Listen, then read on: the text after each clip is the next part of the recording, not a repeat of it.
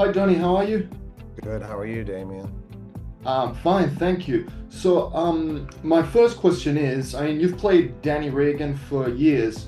What's the one thing about him that still surprises you today? That's a great question. I would probably say the one thing that still surprises me is how much room there is for him to grow. I think because I played him sort of consistently for the first 14 years, or at least for the first 10, and then started to sort of adjust him a little bit after Linda's passing. I think, there's still so much more room for him to grow. And I think having him move to Boston, be in an unfamiliar situation with a different family centered around him in a place where he doesn't know all the places. In New York, he knew every street corner, every alley, he knew everything. And in Boston, he knows nothing. So it really has presented a lot of room for him to grow. And I think that is probably the coolest part and the biggest surprise. As you mentioned, you've been playing Danny for a few years now. Yeah, Um, just a few. but for people that maybe haven't seen Blue Bloods, how would you describe this character in a few words? Well, I think Danny is a seasoned detective, a top-rated detective from New York, who comes obviously from a long line of police officers in his family, but really marches to the beat of his own drum. I think he learned a lot from his dad, probably learned a little bit more from his grandfather, and really is passionate about his job and sometimes is so determined to get justice that he may push the envelope sometimes. So I'm glad you mentioned that he's a character that marches by the beat of his own drums. But you also mentioned that he's a very family-driven character. So how are these traits tested in Boston Blue?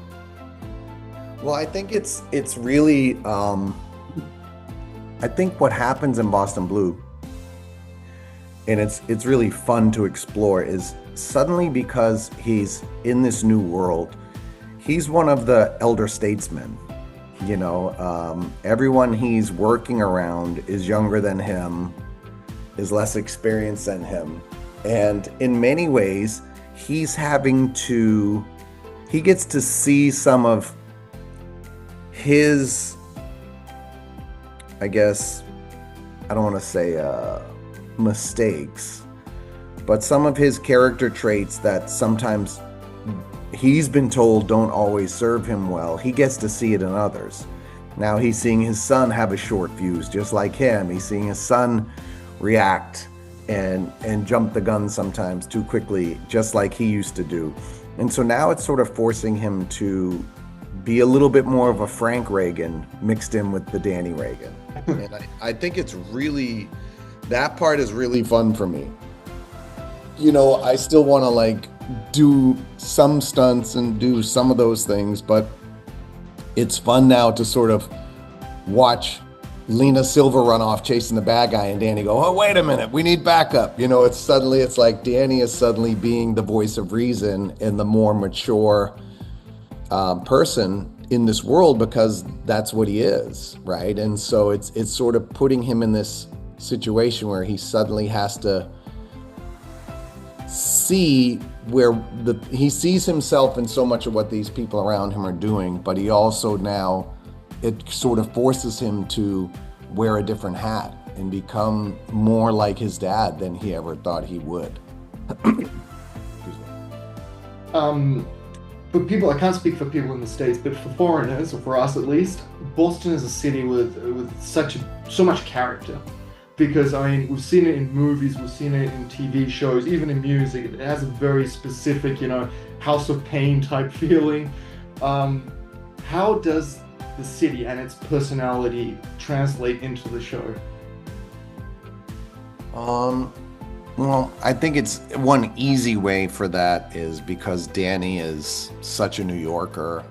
It's easy with New York and Boston. There's a lot of competition. There's a lot of history. There's a lot of they make fun of each other's accents and their sports teams, and there's a lot of rivalry there.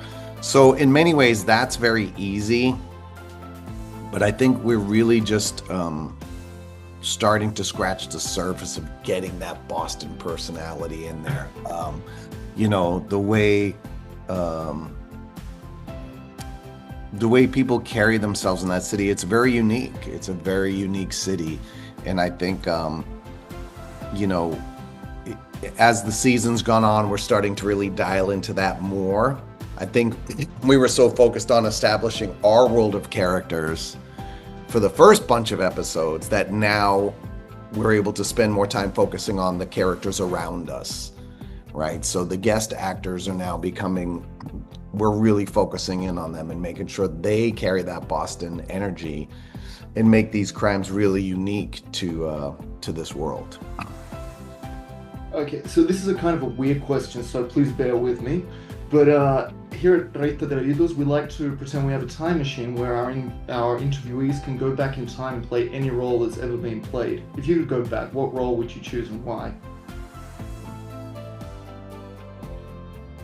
Someone asked me this recently. You're joking. No, but at dinner. It was at a dinner. Oh, okay. It wasn't in an interview. You're the first interviewer. I thought they plagiarized me. No, and I thought about it. At that time, the only role I could think of was Danny Zuko in Grease. And I said that because my wife loves Grease. She loves Danny and Sandy. She refers to us as Danny and Sandy. And she always calls me her Danny Zuko. So I said, well, I guess if I could do a role, I'd probably do that one because my wife would be so ecstatic about it. And I happen to love John Travolta. Yeah. As do we all.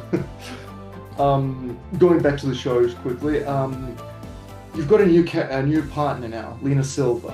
What makes her dynamic with Danny fresh or different from what we've seen in previous shows? Oh, I think so much. I think, you know, she's a very good detective, for starters. And, she's, you know, I think on a par with Dan. And I think starting in that place is one thing, but the fact that it's her city, not his, kind of shifts that dynamic. You know, it almost sort of puts him on the back foot a lot.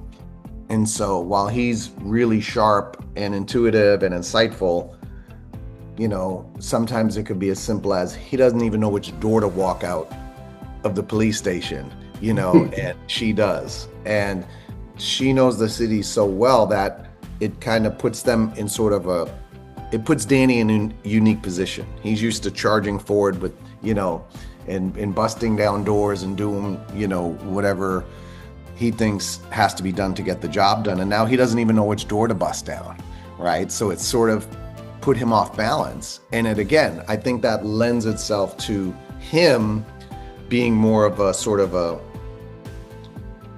wise veteran, if you will, sort of an older sort of voice of reason. And Lena now finds herself oftentimes in the Danny role. So I think it's an interesting dynamic, and it's really fun to play with it. And so she's great. I mean, Sonique was fantastic. You know, she could, the show could have been called Boston Blue and just been about her and her family. I mean, she's so wonderful and so talented, and it was important to make a show that way, right? To make a show that could stand on its own feet with or without Danny.